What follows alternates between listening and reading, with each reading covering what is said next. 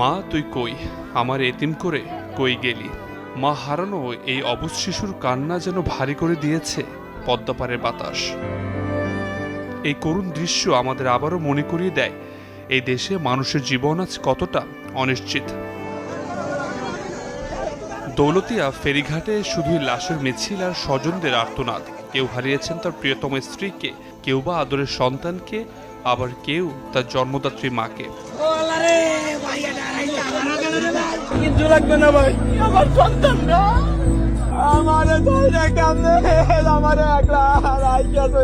আমার ওয়াইফটা আল্লাহ বাঁচাইতেছে, বাইরে চলে আসছে।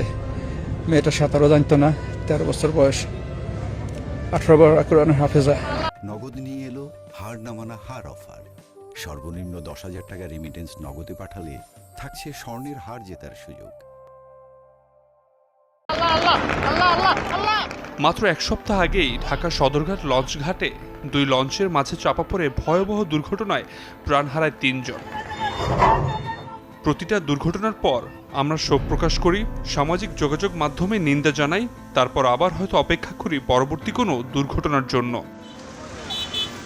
স্বাধীনতার 55টি বছর অতিবাহিত হলেও যাত্রাপথে দেশের মানুষের নিরাপত্তা দিতে না পারার ব্যর্থতা কার? এই দেশে সরকার আসে, সরকার যায়, তবে খুব কি বেশি বদলায় দেশের মানুষের নিয়তি?